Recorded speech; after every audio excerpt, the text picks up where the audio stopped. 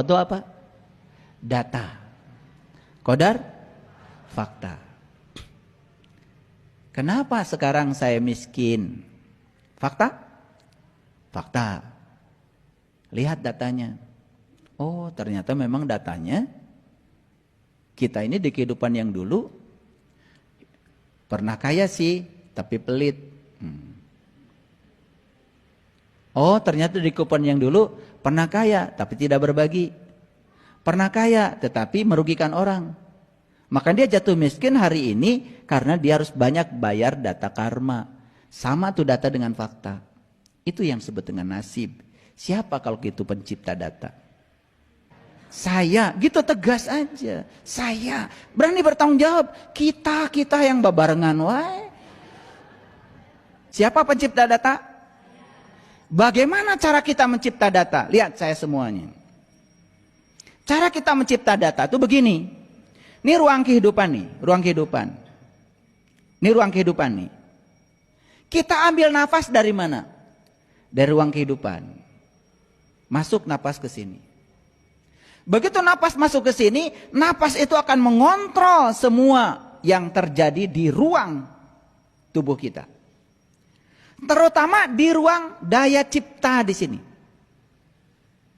Dan semua yang sudah dikontrol oleh napas dibawa keluar. Kan napas keluar sini. Set ke sini, disimpan datanya di sini. Napas masuk lagi. Set. Direkam, bawa lagi ke sini. Masuk lagi, direkam, bawa lagi ke sini. Terus begitu. Jadi setiap kali napas masuk, dia merekam data. Apakah ada kebencian di dalam? Terekam. Ada iri hati di dalam? Terekam. Kenapa? Orang melakukan kebaikan, bernafas. Orang melakukan keburukan, bernafas. Bukankah nafas itu sudah mengizinkan pilihan apapun yang mau kita lakukan? Tapi nafas merekam. Saya bicara nafas ya, bukan bicara oksigen. Karena banyak orang yang, mohon maaf, ya, kadang-kadang dangkal sekali. Dia bilang nafas oksigen. Kalau nafas oksigen, semua orang bisa beli oksigen. Semua orang bisa beli ventilator. Berarti semua orang bisa tidak mati-mati. Kenyataannya kan mati juga. Betul? Berarti nafas bukan oksigen. Oksigen itu hanya sarana saja. Ya, sarana secara fisik untuk melancarkan proses bernafas. Tapi napas bukan oksigen. Ulangi lagi. Napas masuk dari ruang kehidupan, merekam, keluar. Masuk lagi merekam, keluar. Masuk, tersimpan di sini. Tersimpan di otak semesta. Dan semua data, baik data yang baik maupun data yang buruk, akan dikembalikan kepada kita untuk kita pertanggungjawabkan. Kapan? Di kehidupan yang mana saja. Itu yang kemudian jadi data. Itu yang disebut dengan qada. Qadarnya adalah ketika data itu tidak ditreatment, jadilah qadar. Ketika ditreatment, tidak jadi qadar. Fakta bisa berbeda dengan data. Sampai sini ngerti dulu. Ya. Ini loncatan besar. Pemahaman loncatan besar. Dan sekali lagi, kalau berbeda dengan saya, sabar. Jangan menyalahkan saya. Karena saya sudah bilang, ini menurut saya. Dan saya bicara ini harus menunggu 30 tahun. Kalian tinggal nerima aja. Jadi, sel dan DNA sebagai penyimpan data kehidupan. Jadi sekali lagi, tubuh manusia ini data isinya? Data. Karena ilmuwan sudah menemukan di setiap sel ada 3 miliar data. Data adalah informasi. Siapa pencipta informasi? Pencipta informasi adalah saya di kehidupan sebelum ini.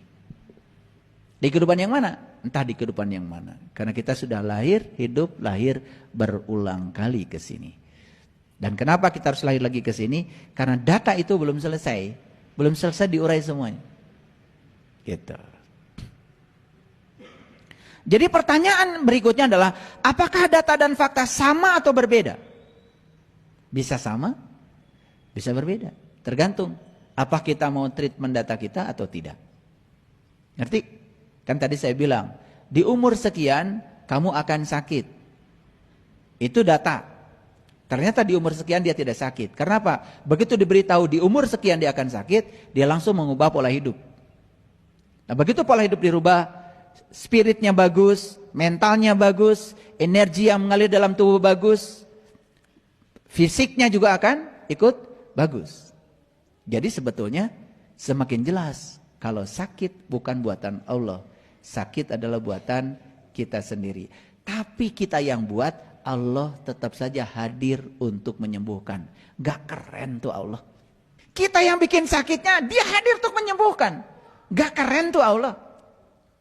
Makanya hati-hati ketika kita bicara. Kita kan suka doa tuh di WA. Semoga Allah segera mencabut penyakitnya. Kata Allah, emang gue pikirin kapan saya nyolok nak? Kapan saya nusuknya? Kok tiba-tiba mencabut? Kan cabut itu nusuk dulu. Betul? Kapan Allah nanamnya tiba-tiba harus panen? Allah itu hanya menyembuhkan. Tidak ngirim penyakit. Makanya kalian kalau mau kirim doa, doakan orang sakit, jangan ngasal. Begitu kalian bilang semoga Allah mencabut penyakitnya, berarti kalian sedang nuduh sama Allah, Allah yang nanam. Mal cager, kita doa teh mal bener. Betul? Ganti, semoga Allah menyembuhkan, itu bagus.